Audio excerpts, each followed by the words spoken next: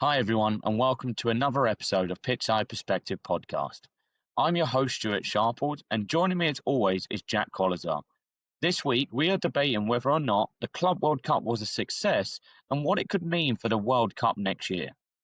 Helping us debate this topic, we are delighted to be joined by award-winning news anchor of the WNBC show Today in New York, Mr. Michael Gargiulo.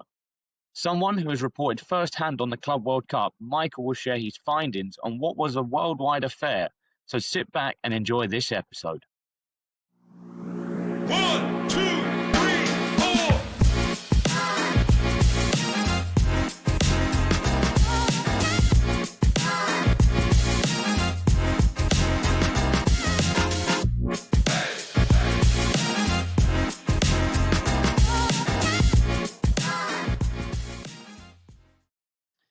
Jack, Club World Cup, what were your first thoughts of it?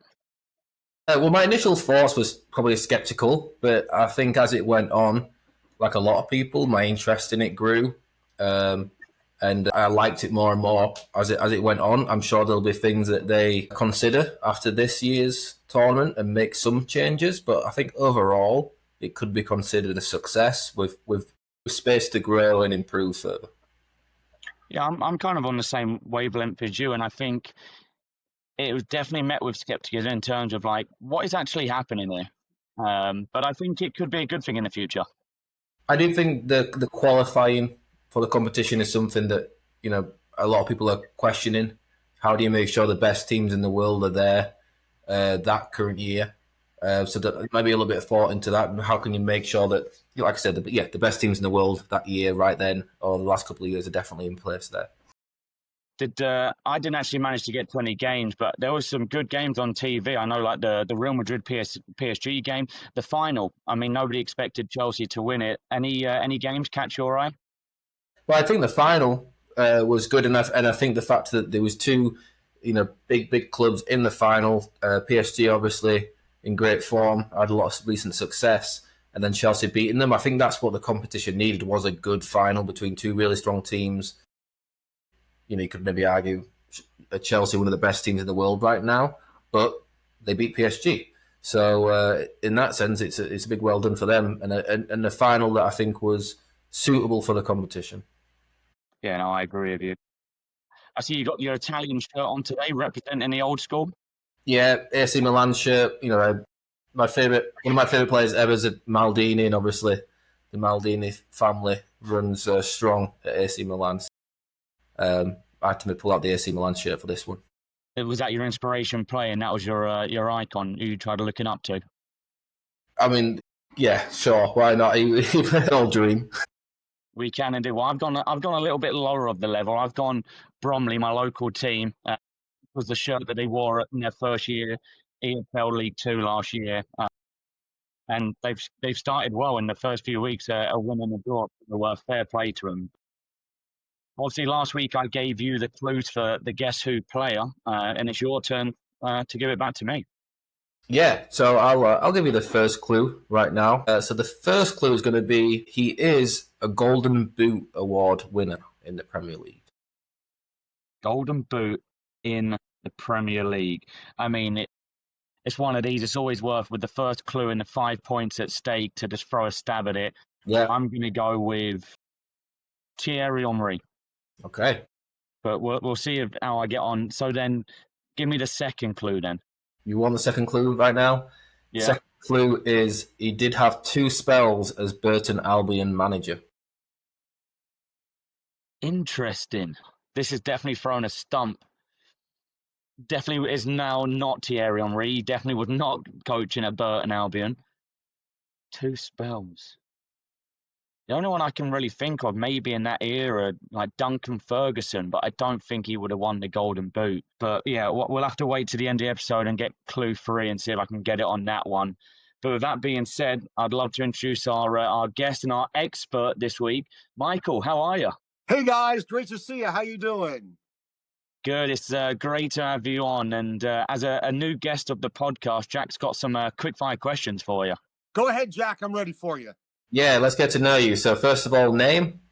My name is Michael Gargiulo. Favorite team?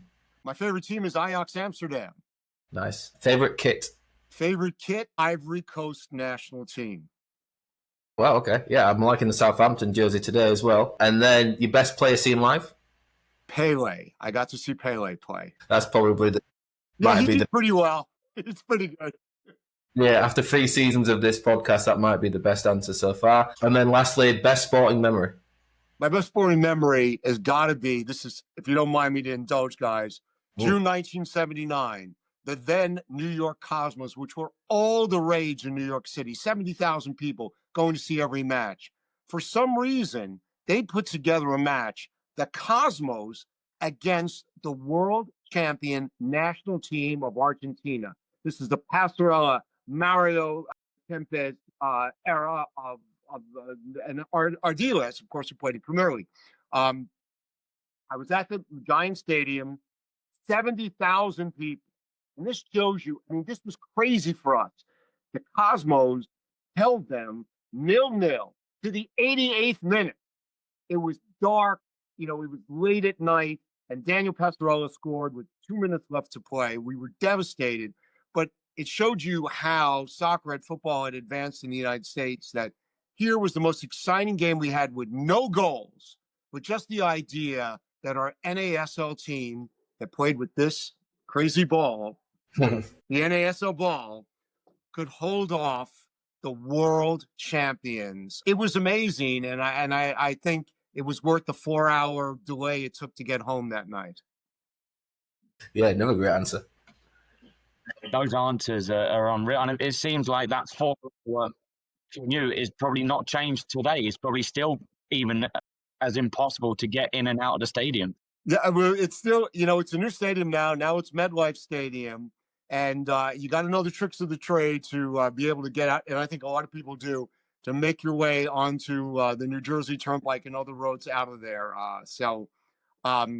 Yeah, but that was one of my favorite memories. The Cosmos were long gone. They're back now. They're back in the USL, which is our sort of second division, or first division, as they say in other countries. They're back for the third time, but it's a very special memory to those of us who were around soccer at that time in New York. The Cosmos will always be special to us, and we're thrilled to have them back now. Yeah, definitely some exciting times for the New Jersey, New York area. I mean, the USL seems to really be taking off, right? And more franchises coming in, and this could be a bit of a turning point in this area. Yeah, it's really interesting to me because MLS, Major League Soccer, they absorbed some teams from the USL, Cincinnati, and I believe San Antonio, and some of the other franchises, and Austin, I believe. And they're amazing. And MLS, Major League Soccer, has been incredible here. We're going to have a new stadium for NYCFC. That's coming in a couple of years. That's going to be great. I was just in Nashville where my in-laws live, and I went to see Nashville FC play from the team from Toronto. And it's amazing. Brand new stadium, that's been the key to MLS, because for those of you who are not familiar with the American football, American soccer, a lot of teams back in the day were playing in football stadiums, American football stadiums. So I'd go see DC United at RFK Stadium in DC, and they got a good crowd, but you basically got 20,000 people in a 70,000 seat stadium. And it's hard to recreate that kind of excitement.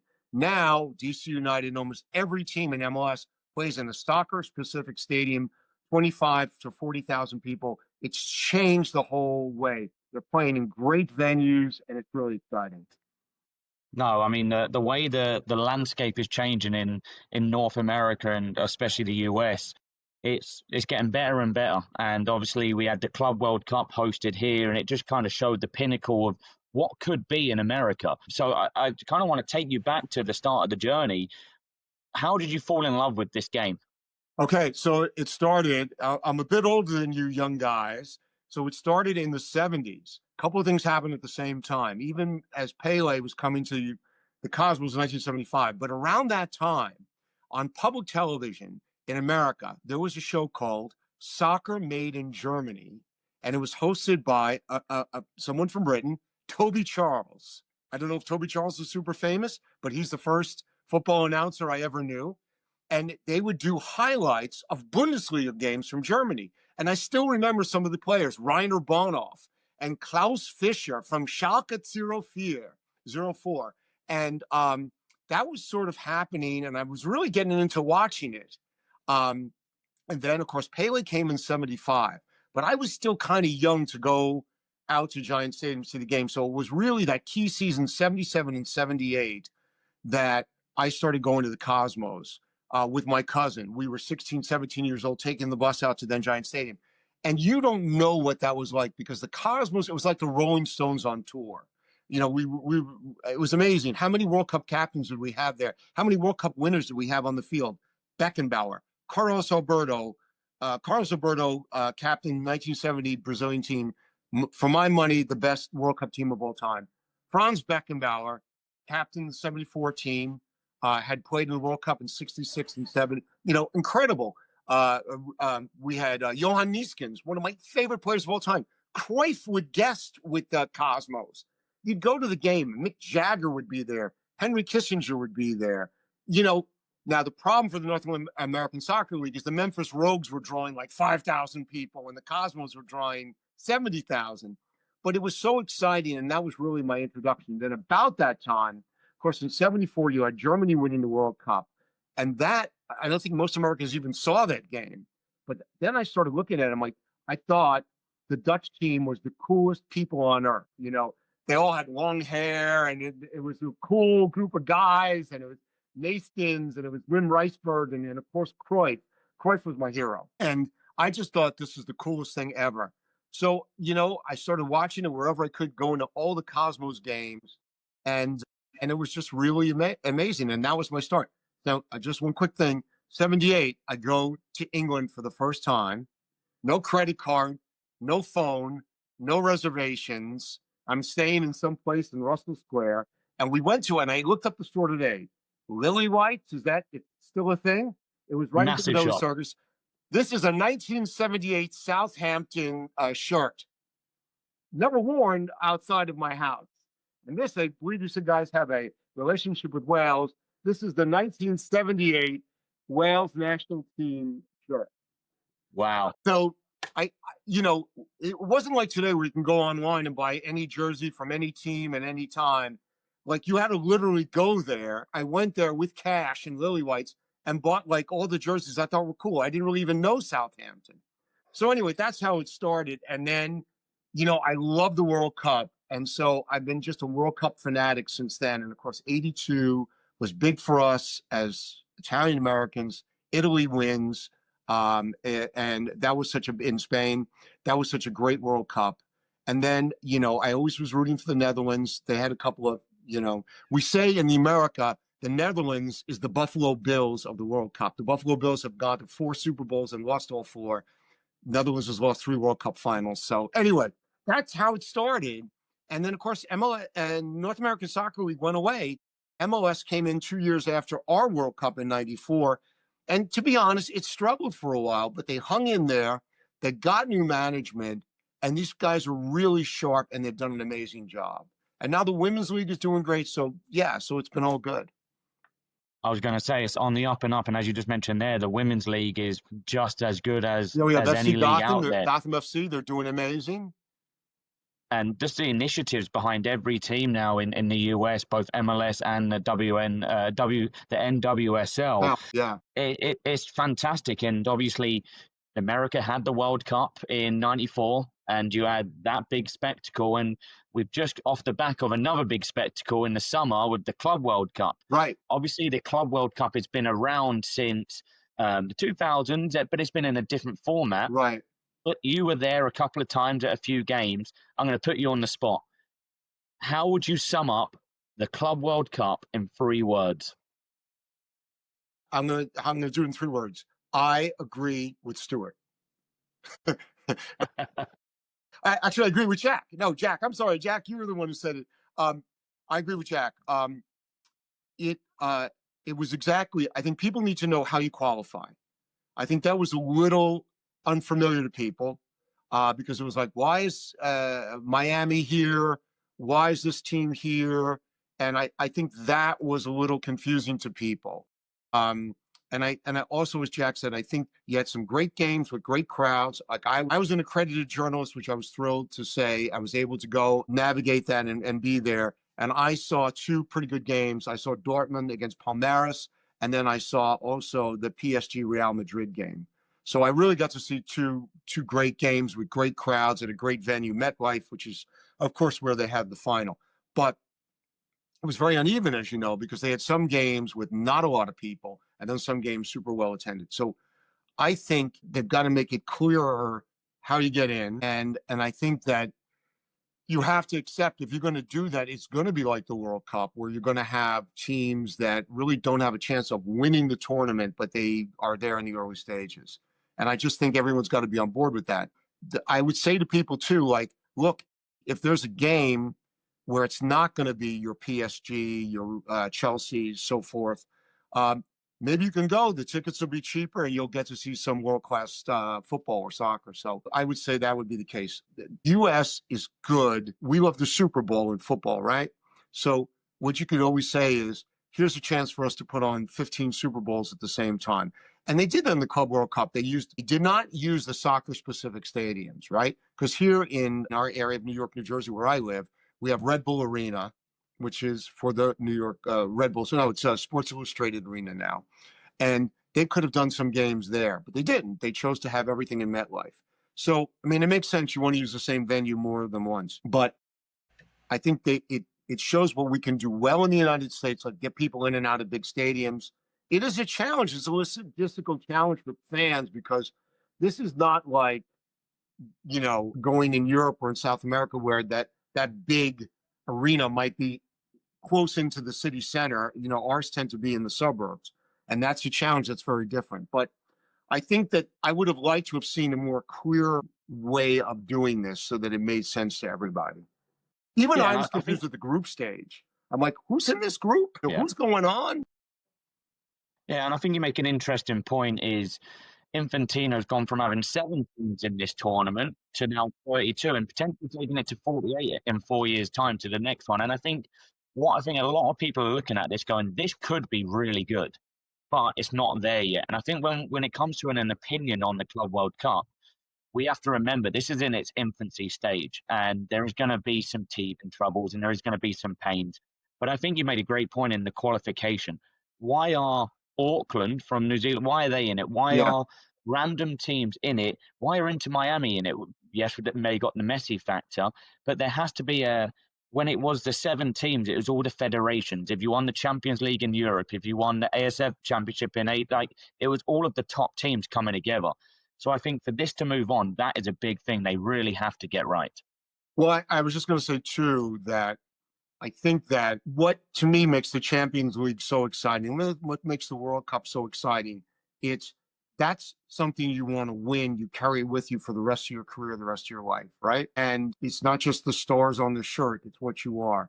This tournament was about making a lot of money, right? I mean, they got, what did Chelsea walk away with, 100 million US dollars or something like that?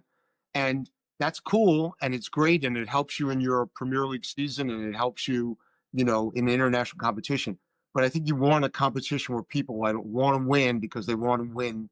They want that moniker on them. And I think for that, you have to say, okay, this is how we're going to do it, just like Champions League, where we say, okay, it's 4 teams from the EPL, it's 4 teams from the Bundesliga, it's 2 teams from the Eredivisie in the Netherlands. And I think I'd like to see go back to that. The only other thing I would throw out to you is I think they can take a play from, if your fans or listeners are familiar with the March Madness that we have for basketball, college basketball in the United States. And the way that goes is the top seeded teams play the lowest seeded teams right off the bat.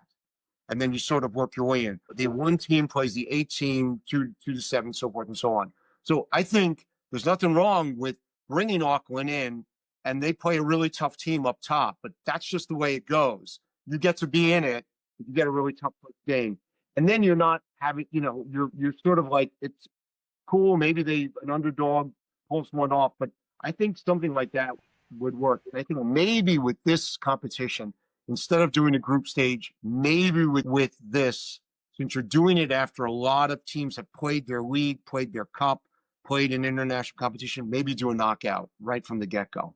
Just a thought from an American. Yeah. I think another thing that makes the World Cup great is the bringing together of all these cultures, right? Everyone celebrates that these countries all come together, all bringing their own style on the field and also off the field as well. So I agree with you, and you touched upon it there, that they do need the teams from all over the world there. I think maybe they can make more of the fact that they have all these different styles, different cultures coming together to play in this one competition. And then to your point about the kind of the best playing against maybe the lower teams, again, one of the reasons in England we love the FA Cup is every year or two you have that upset. And having those kind of one-off knockout games gives those teams the opportunity. Can you cause that big upset of the tournament? So I think maybe taking a couple of ideas, what makes the World Cup successful, what makes the FA Cup a successful knockout competition, and I'm sure they're already doing this to kind of improve as we go on. I think everything you said there is logical in terms of soccer fans, I think, like simplicity when it comes to competitions. They like to know, early on exactly if we finish in this place, what happens. And I think that's what needs to be addressed. But Yeah, I think that could be. I'm sorry. Go ahead. I was just going to say, like what you've said there, Jack, in terms of like fans want to know exactly how it works, like black and white. Do they maybe go along the route of what the Champions League has now turned into in that league table? So you have your 32 teams, and you have your top 8 go straight through, and then you have your middle 8 do your playoffs, and your bottom 8 are out, and you mix up. So it, like what Michael said, you could have a PSG playing against an Auckland, and there could be an upset. But I think there has to be, for them to avoid having, and you probably saw this, Michael, stadiums where there was minimal attendance because it wasn't the greatest game, to MetLife where it was a capacity in the final. They've got to find that right balance. Yeah, I think you're right. Well, the Red Bulls would have been great for that, for some of those other games. You're much better off having a great atmosphere at the Red Bulls arena than an empty stadium at the MetLife. I know, and that's a FIFA decision. They got to be able to say, all right, look, I think they do this already. I was just watching the Women's European Championships from Switzerland, and I think you do that. Sometimes you can have a certain match in a certain venue. It's not going to be the 60,000 seat venue, and some ones you do want to have for that. I mean, obviously the final you want to have in the best possible place, but I think I agree. I think that's what they really need to do. And I like the idea, Stuart, of a table of saying, okay, so all these teams are going to go in. I just think the question is, and this is a question I bring to you guys with the World Cup too. We're going to have more teams than ever in this one. Do we do the group stage? I mean, are you guys still wedded to the group stage? What's your thoughts?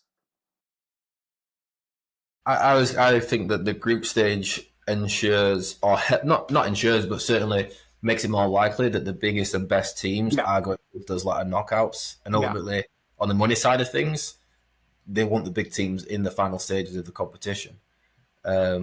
And I think fans do too. So I think that, if round one, an upset happens and Brazil gets knocked out of the World Cup, I think that's a blow to the competition overall. No, I think I'm sorry. I'm sorry. I was just gonna say in there, like what you said there about if Brazil got knocked out straight away, that goes back to that culture part. And you look at the most attended games at Club World Cup was from these South American teams, and they would bring in this culture, bring in the fans there. Imagine if Brazil got knocked out in the first round and you're losing all of those fans for the rest of the tournament.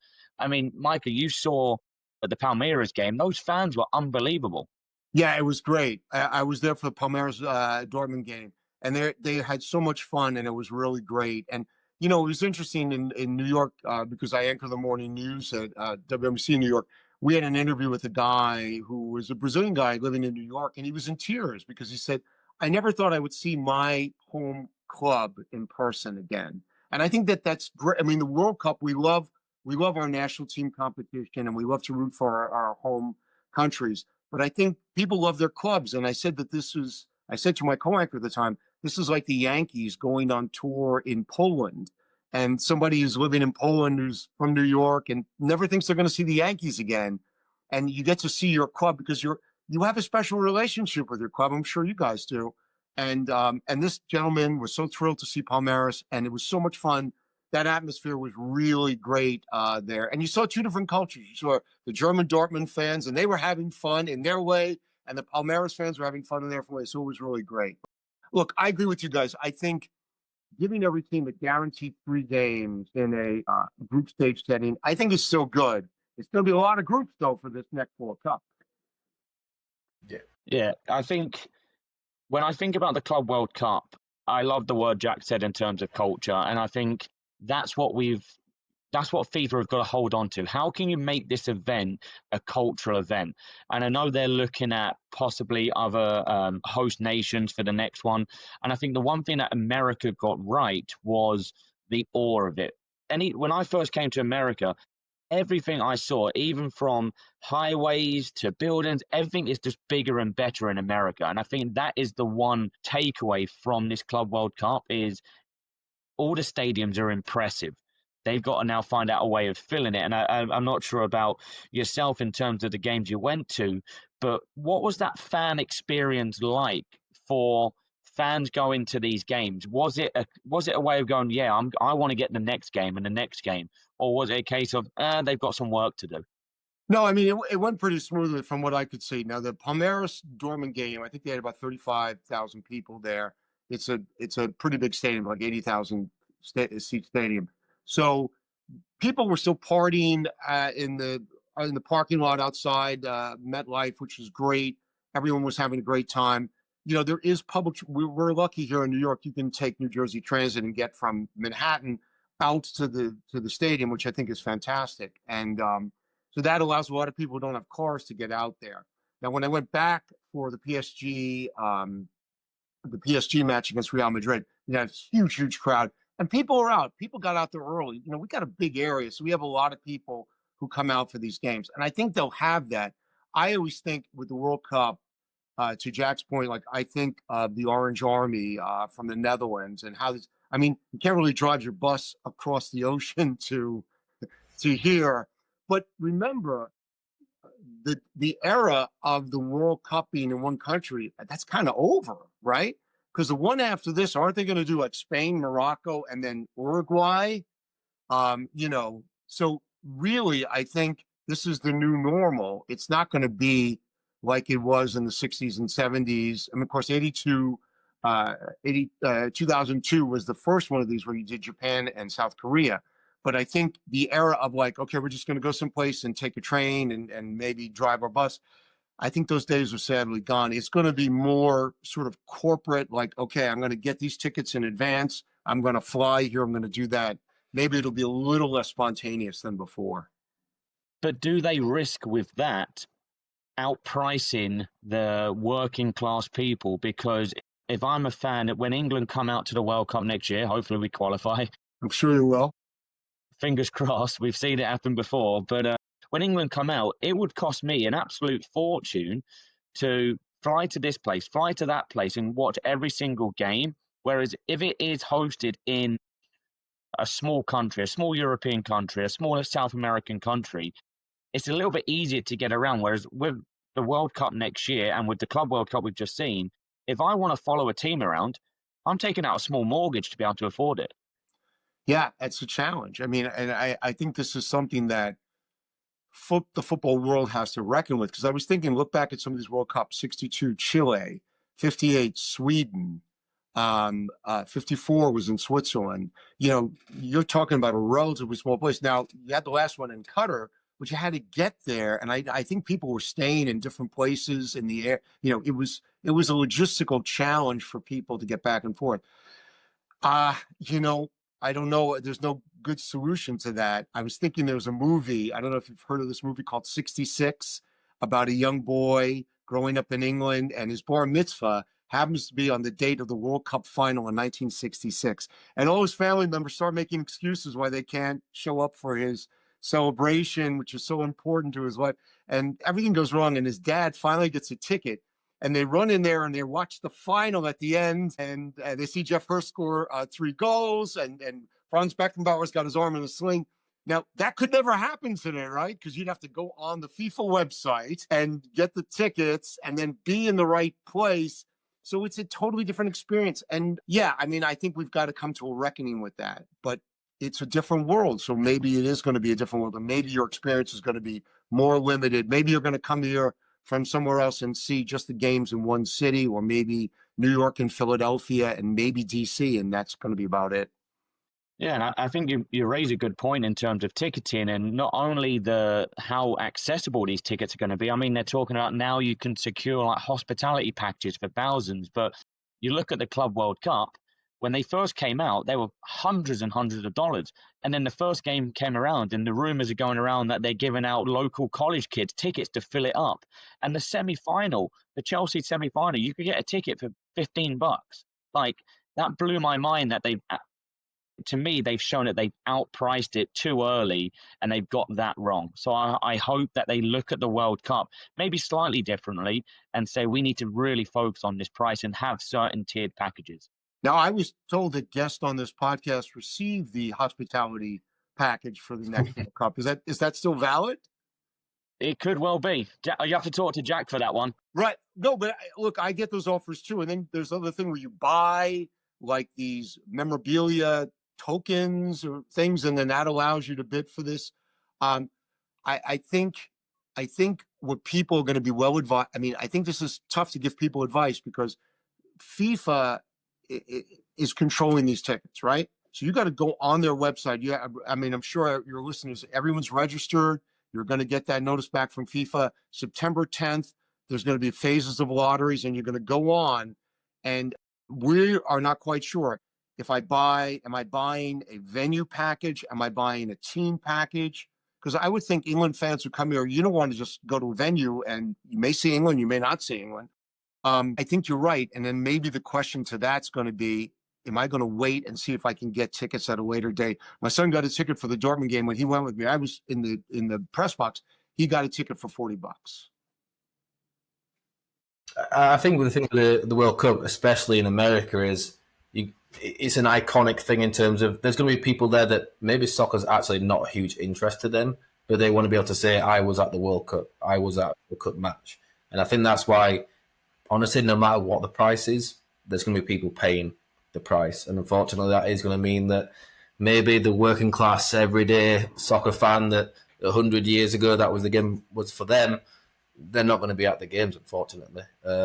And I think you're right. I think what's happened now too, and it was interesting when I was at the game in Nashville, when I was at the match in Nashville, and even matches I've seen here. What you get now is it's very interesting because soccer in the United States, especially with MLS, it's a family event, and you go there and it's parents with kids. Because you know why? Because when I was a kid, you couldn't buy. I had to buy. I used to play soccer, football with a volleyball. You couldn't buy a soccer ball in the 70s, and what it is now kids, and I know you guys are involved in a lot of coaching, kids are grown. That's the first sport they're playing. So, and now they're watching EPL on Peacock and NBC on a Saturday morning. So now they're watching Premier League soccer. They're going to MLS games. They're really knowledgeable of this. And that's who's driving this. So it's more family oriented than say going, maybe it has been in other countries where it's a lot of men and it's a tradition. It's a real family thing. You really see a lot of families at the MLS games, which is great. Changes the sport. And I think Jack's right. A lot of people are going to be like, I want to see this experience of being to the World Cup. I went in '94. It was amazing. Did you see, obviously you went to the World Cup 94, did you see any similarities then to what you saw at the Club World Cup and thought this really showcases what America can do? Because when I was too young for the 94 World Cup, but the image comes into my head as that opening scene, the goal breaks away and the whole field is filled with activities. And I love that part of it. The one part that I'm nervous about going forward to the World Cup is the halftime shows, because this isn't the Super Bowl. I call it the Super Bowl-ation of the World Cup. And you're right, because now what is FIFA doing? They've got a soundtrack for every competition now, right? It's there's a U18 tournament somewhere, and all of a sudden, they've got Bruno Mars is doing a song, and they've got a Johnny Infantino mix. I think there's a lot of that going on because they're looking. Someone was saying to me now that the popularity of players is driven now a lot by social media, like so many other things. So before, people followed teams, and then there were star players on those teams. Now they're following the players directly through social media, And then, they happen. You've got a player and Mbappe. So now Mbappe's on Real Madrid. Okay, I'll watch Real Madrid now. And I think that that's the difference. And I think you're going to see a lot of that. I think there's going to be a halftime show. I think we're going to have a flyover. I just think that's the way it's going. I know there was pushback, though, right? Wasn't there pushback was it the 2022 European Championship? So, like, we don't want the big halftime show like America. Yeah, I think there's going to be natural pushback from European, well, I would say European, I would say also maybe worldwide soccer fans that are used to 15 minutes, referee blows a whistle, referees back out for that 15 minutes. I'm fine with there being some type of entertainment at halftime, but it can't make that 15 minutes be extended. It has to be within that. And when you talk about the spectacle of the Super Bowl, it takes them 5-6 minutes to get the stage ready. It takes them 5-6 minutes for them to put it away. So really, you're talking a show for 5 minutes. What, AC/DC are going to play one song and they're going to play one and be done. They've got to be careful with it. And the other point, one thing that I saw at the Club World Cup that made me kind of like just laugh to myself was the player walkout, how they did it individually. And I'm just cringing and I'm like, come on, just because even you could see it in the players. You got Cole Palmer walking in front of this LED screen and he's looking around going, what is going on? Between that and Donald Trump coming on the stage at the end, I was like, this sums up what the American show is all about. Yeah, I would be if they made the halftime any longer than 15 minutes. But I think the last World Cup in America was a success. I think you could argue that I think America puts on big events better than anyone else in the world. So I think there is also a part of it where there's a lot of soccer fans that don't like change, a traditionalist, quite glass half empty kind of people that don't want to see something different to their, the thing that they've seen all their life, and every Saturday they watch this game that they love, and all of a sudden they're putting it in someone else's hands and trusting someone else to maybe do something and make slight tweaks to. I think there's a lot of people like Stu that don't want to see change and don't want to see evolution of the game. I'm not saying that. You're saying that because you're a Huddersfield Town fan and you're not entertained by a pie eating contest every half time back home. Like you've got to bear in mind, we shouldn't be dislodging the world we live in of just keep it how it is. It has never been broken, so why fix it? Just keep it to 15 minutes. We make changes. Look at the ball back to the goalkeeper rule. That's a change that's not old. And that was a radical change. And you know what? It's part of the game. And people, are people into it now? Look at using VAR now. I mean, how many games do we stop? And we're doing this, and we're doing it not just in soccer and football. We're doing it in other sports as well. So you're right. I mean, I think Jack's right. We do adapt. I think it is going to have a uniquely American feel. But don't forget, we have our Canadian neighbors and our Mexican neighbors. They have their own traditions and their own way playing. I mean, Azteca Stadium, one of the great venues for soccer, and they're going to have amazing crowds, and I think it's going to mean a lot to them. And I think you have some great. The U.S.-Mexico rivalry is a great rivalry, and maybe we'll get to see that play out as well during this World Cup. I think as well, the one thing we have to bear in mind, take away from the Club World Cup to next year, is the dates are very similar in terms of you're doing this in the middle of the summer. America is a hot place, but even when we had the World Cup in other countries, it is a warm place. However, the one thing that America maybe struggles with is the thunderstorms that we have. Obviously, the Benfica-Chelsea game got delayed hours. And I know Infantino's come out and said that they might have to change the timing of games and maybe not do 3 o'clock games in the middle of the afternoon. Me just walking to get my mail at the end of the driveway, I'm sweating, let alone playing a 90-minute game. It's crazy. Well, just 2 quick things on that. I mean, don't forget, it was a hot summer all over the place. So if they were playing this in Europe, it would have been super hot. Well, you had high 90s all throughout Europe during the same time period. So there's that. I think, when you're dealing with a worldwide audience that still watches television in some form, the question is, the same problem we have with the Olympics, right? You can't, in this world, you can't say, oh, we're going to tape delay it, or we'll do it now and then broadcast it then. So they've got to find that hard balance, because do you not do it. So they were doing a lot of these games because it would be 8, 9, 7, 8 o'clock in Europe or in Asia. And I think that's going to be I don't know what the answer to that is. I know some of the Dortmund, I talked to the Dortmund coach and manager, and he was kind of like, yeah, we're playing this game. We usually play at Bundesliga 3 o'clock. We're playing noon. 3 o'clock might be marginally better. I think they're going to have to adjust that. I would totally agree with that. I mean, Jack, what do you think from a player's standpoint in terms of these players being asked to play these extra games and they're playing obviously in these conditions? Did you see a difference in the? I know we spoke last week about styles being potentially different. Did you notice any difference in styles of it wasn't maybe as high pressing or high pace because of the heat? Like if you're a smart coach, you're not telling your players to go 90 minutes of setting your team a high line to go and press, because after 15 minutes, you're going to be exhausted. Yeah, for sure. Changes like that into the style play, getting people behind the ball, maybe being patient without the ball, picking the right times to attack, tempo of play, I would say generally as well. But also that naturally happens when you do have some of these bigger clubs playing against maybe some of the lesser known teams. The lesser known teams aren't going to go chasing the ball all over the field. They're going to sit in and defend. So that's part of the reason why. I think that the biggest thing to what we're going to wait and see is how does it affect those teams when the Premier League starts, or La Liga or Serie A, wherever the teams are from. How does it affect those teams when their league campaigns begin? Like we've seen in the past, after major competitions in the summer, the rates of injury go up on those players. It'd be interesting to see if it is any impact there. That's always a big discussion point. So I hope they'll have another Rodri situation.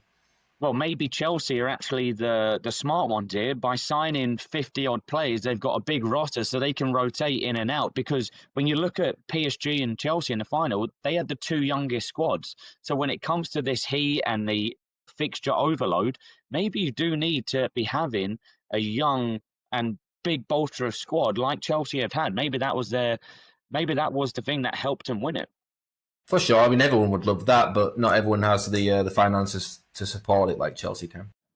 Well, I wanted to ask you guys, in Qatar in 2022, when you had that in the middle of just when it was in the winter, how did that impact the teams there? Because I know that everyone took a break to let the World Cup play out, but then they were coming back and playing their league games. Like World Cup is going to be over by July. They'll have a month or so before the season starts again. How did it work in the last World Cup? I would say personally, I personally enjoyed it. Like I enjoyed over that festive period watching all these games. But I think in terms of the ideas of the Premier League and these European leagues, some of them obviously have that natural break around the holiday time, so it kind of fitted in with them. But from me being a Premier League fan, I definitely think it took couple of weeks for some teams to get going. They almost needed a mini pre-season to get going again. And you've got half your squad, especially if you're a top team that has a lot of internationals. You've got half the team that are probably overloaded physicality wise, and then you've got half the team that need to catch up to it. So you've got to find that happy medium. So I think whichever way you do it, if you do it in the summer or if you do it in the winter, there's always going to be an argument to say we're overloading these players too much from a physical and mental load. So I think the important part is this is the people's game. Listen to the people that are going to the games and what makes sense for the fans. And I think that is ultimately what you've got to deem the right tournament and the right time for. Well, I think the reality is those days have gone, right? It's not about the fans. It's about the money side of things takes over that decision. I think to Michael's point, I think in the winter, what you don't have is that little buffer of a month or so to then rest players that need resting or players that need to go up to speed. It'd be really interesting to see Chelsea's kind of pre-season training and game plan coming off that competition compared to a team that's not done anything in the summer and how they differ. Now, I was just going to say, you have a team like Bayern Munich where you have half the German national team plays at Bayern Munich. And so it really hits that squad harder than, I mean, it's great to have so many great players on your team, but then you're really dealing with World Cup fallout, especially if you go deep into the tournament, and Germany probably will. That's really going to be a challenge. I mean, but again, this is the brave new world, because when you were doing the World Cup and you were having, 16 teams, 20 teams, now you've got 40, 34, 48 teams in the future. That's a lot of teams. That's a lot of players on top leagues all over the world. Yeah, it's when we look back at the Club World Cup and going forward for the World Cup, like what I think Jack said is we're never going to be in a period where something is staying the same tournament after tournament. Yeah. There's always going to be changes. I think when we look back at the start of this episode, when we thought about our first thoughts on what the Club World Cup was like, I think we have to, like I said, bear in mind this is still a new tournament. And I think this has the makings of being a really good idea because personally, as a fan, I want to see the best teams around the world come together. We have to be careful, though, that this isn't turning into this Super League that they threatened with a couple of years ago, and teams are now more worried about playing in the Club World Cup. So the last 4 or 5 games of the Premier League, teams might start resting players because there's $1 billion at stake in a couple of weeks' time. Whereas maybe the difference between finishing 7th and 6th, maybe in the Premier League, doesn't really come close to maybe making 1 billion. Chelsea earned enough money in the group stages for their signing of Liam Delap. So when it comes to PSR, this is the way forward, is making the money. And it was the famous movie quote, "Show me the money." That is what it's going to be. But then I think it's really, you make a good point there, because then when it comes to the financial fair play rules, they have to be looked at if this competition is going to give out so much money to the winners. Chelsea have such a big advantage now after being in that competition and winning it, compared to the clubs that might be trying to chase their tails when it comes to what they can actually spend. Not necessarily, these other clubs might have the money, but they can't spend it. So yeah, I know these rules are there for a good reason and for a positive reason in terms of not letting clubs get themselves into problems, but it's becoming more and more of a situation where it's actually holding teams back from trying to get to reach those top teams. Would Chelsea be where they are now if Roman Abramovich wasn't able to spend hundreds and hundreds and hundreds of millions if those rules were in place? So if these new competitions come, they give out big prize money. It affects other things too that need to be looked at, like those financial rules.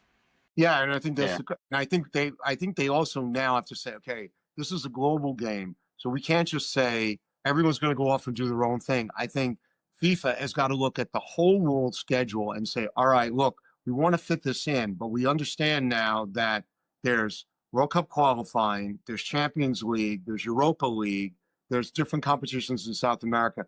I mean, I hope someone's got a blackboard somewhere where they're putting all this up, right? So it does make sense. You're not bringing teams in here where the players have played 70 games and they're just, toast. But, as Jack says, there's a lot of money here that's really going to help them in their next season. But I mean, this is a question for you guys who are really the experts. It's like, I would think this is always going to be one of the challenges, especially in Europe now, when you have countries like Belgium, the Netherlands, other countries where, Ajax and Anderlecht, they're going to win those leagues all the time. I mean, obviously, EPL is a huge league with a lot of stuff in it, but does it become a sense where they're saying, look, I got to live beyond this, and that's why I really want that Super League, because I really got to go play these other teams, Yeah, that's a great point. I think we're looking at it from a Premier League point of view where we get to see the best of the best week in, week out playing against each other.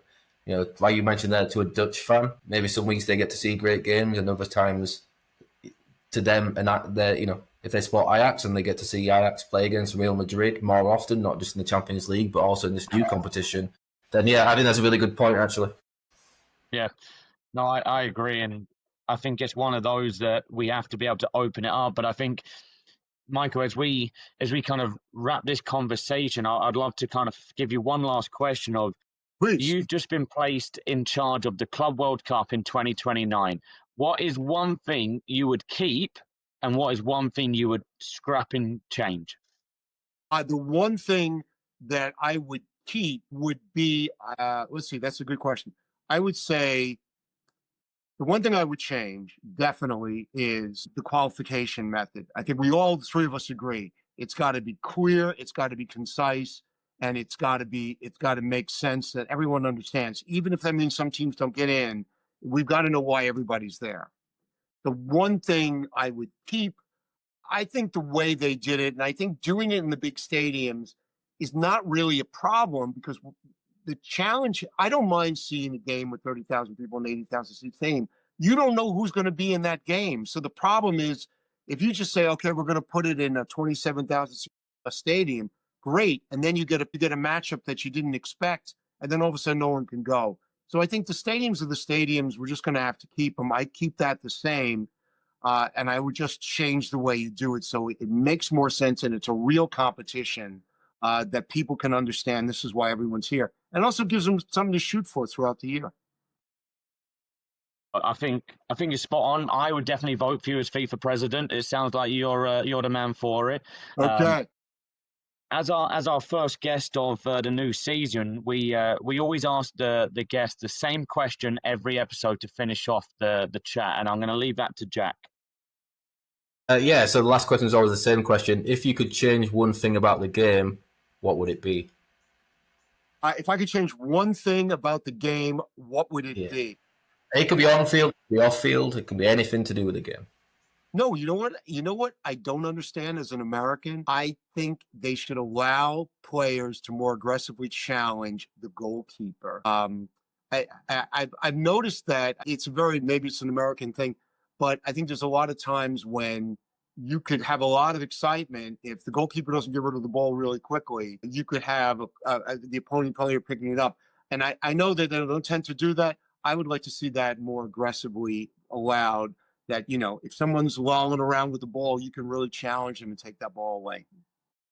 So when you become FIFA president, we're going to tell all players sharpen those elbows up and That's get them right. ready for the penalty box. No, Michael, this has been excellent, and your insights into the Club World Cup has been great. But before we do wrap up this conversation, I've got some points to earn in the Guess Who challenge. Okay. I've been thinking, Jack, as this has gone on, it definitely wasn't my first two guesses. I do have another idea in my head, but for the listeners and for myself, give me clue 3. So clue number 3 is this player played for Middlesbrough in the UEFA Cup 2006 final. Jimmy Floyd Hasselbank. That's who I'm thinking it is, but that's who I'm locking in. Give me the second clue, and we'll see if I'm. Second to last clue. This the fourth clue is made his international debut under Gus Hiddink. I'm still locking in Hasselbank. Give me number 1. And then last clue is played in the Premier League for Leeds United, Chelsea, Middlesbrough, and Charlton Athletic. Jimmy Floyd Hasselbank. Yep, you are correct. So I think that's 3 points for the Jimmy Floyd Hasselbank. 3 points. I'll get him on the leaderboard. Yeah, I think this is going to be an interesting one. Michael, did you have any ideas on who it might have been? No, I really didn't. You guys were really in the weeds there, but I give you a lot of credit. I was going to go again with Rainer Bornoff, but I knew it wasn't him because he didn't play in EPL. Yeah, I'm just looking forward to now. I'm 1 point ahead of Stu, so next week there's going to be some player that played one appearance for some team in the Premier League, and I have to try and guess. Yes, sir, it is. But no, this has been excellent. Michael, you've been a fabulous guest. Jack, any last words? I think it's really interesting perspective. I think, obviously, we had our thoughts about the competition, and I think you kind of provoked me to consider some and question them a little bit. So really interesting to talk to you. I want to wish you guys a great season, too, as you're starting out your new season. I really appreciate it. And not sure if I'm going to wake up at 4 o'clock in the morning, but I'll be out on the news and saying, I know that guy. But no, we wish you all the best, Michael, and hope to meet you again soon. But from the both of us, we bid everyone a farewell. Okay. Farewell to you guys. Have a great day.